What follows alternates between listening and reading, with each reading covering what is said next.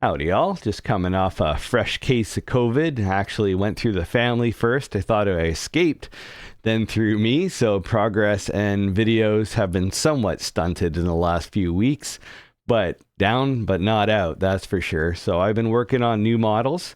This is Hick's shotgun from Aliens. Just came back from Mike, freshly painted, so I'll handle it a little gingerly.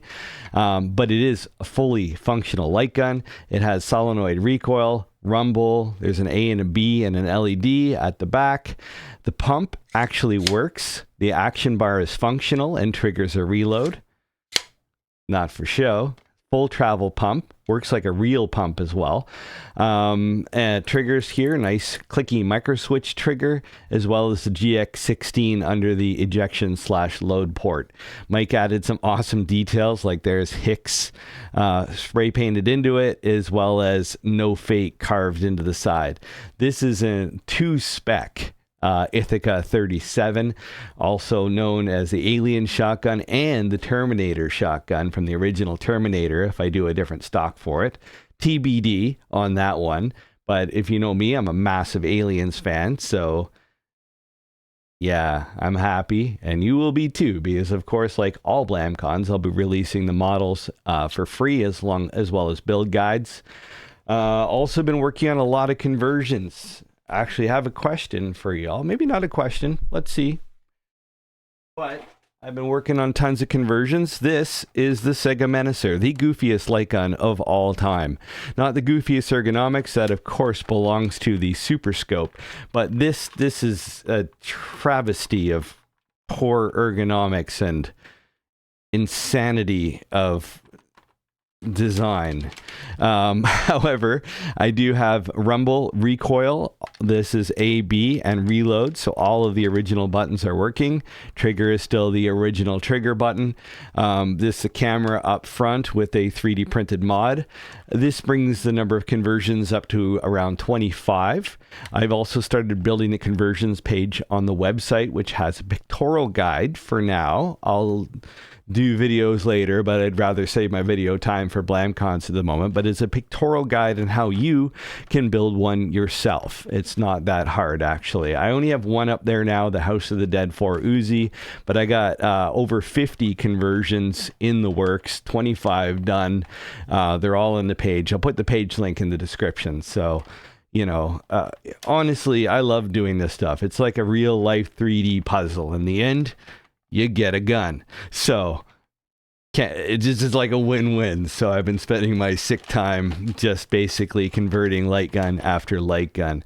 And there is a point behind that. So like I wanted to do a weekly Blamcon plays. Problem is, I love light gun games. I grew up with light gun games, but now I'm doing light guns for a living. I never play light gun games. It's the most ridiculous thing. One sec, put it down. So I wanted to do a weekly Blamcon plays, so where I play through a classic light gun game, and I did that and didn't really like it. So I thought I'd do the top 10 light gun games of all time, the definitive greatest light gun games of all time list, all played with the original hardware. Part of the reason I've been doing all these conversions. I filmed it all. Here, I'll spoil the list for you. I'll just show you, because I've filmed it all. So go over to Resolve. Here, I'll even give you the list. At number 10, we have the Operation Wolf Uzi, the original arcade gun, played with Operation Wolf, the arcade. Then we have Duck Hunt, played, of course, with the NES Zapper. Then we have Terminator 2, the classic light gun arcade game, the one that aided all my quarters, with the original arcade gun as well. That was very hard to acquire. Then we have Ghost Squad, played with the Ghost Squad gun. That's number 5. Number 4, we have... Oh, sorry, number 6. That was number 7. Number 6, my bad. Then we have the Konami Justifier for Lethal Enforcers. The right gun for the right game. Then we have the Aliens Pulse Rifle. This is the Aliens Extermination one. With, of course, Alien 3 the gun. Then we've got the Suzo Hat 45, like kind of the definitive arcade light gun. I actually managed to fit recoil, rumble, everything into this one. Rather proud of that one. That's doing Point Blank. I would arguably say Point Blank is the greatest party game of all time. Then we have House of the Dead 2, played with the House of the Dead Mac 10. Added that suppressor on there to hide the lens and insert the camera. That one's actually pretty fun to play. The action actually cycles when you pull the trigger. Then you have the Sega Stunner with Virtua Cop 2. Then the single greatest light gun game of all time, Time Crisis 2, no question, with the Time Crisis pistol. So this was a pretty fun thing to do. And then I realized, it's also not the best thing to do here, because I've got hours of footage, which is going to take me days to edit. It's not even so much the filming as the editing that takes all the time. And although I have been setting this up with a remote workflow, my partners in crime can help edit as well. It mostly comes down to me, and I need to be a little frugal with my time. And I also think taking all these 10 awesome light guns and all 10 games and just compressing it into one video is a bit of a waste. And I've been meaning to do regular content. So what I think I'm going to do is reviews, like 6 to 8 minute reviews, and I'll play through a game a week, and every game will be played with the right gun for the right game, be it a Blamcon, be it an original conversion.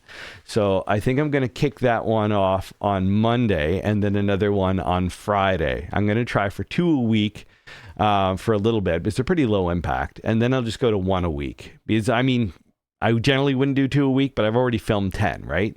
So I'm going to try to do, what the game means to me, why I love it, all the jazz you get in a review, followed by a walkthrough of the gun at the end, and how you can build and or acquire your own.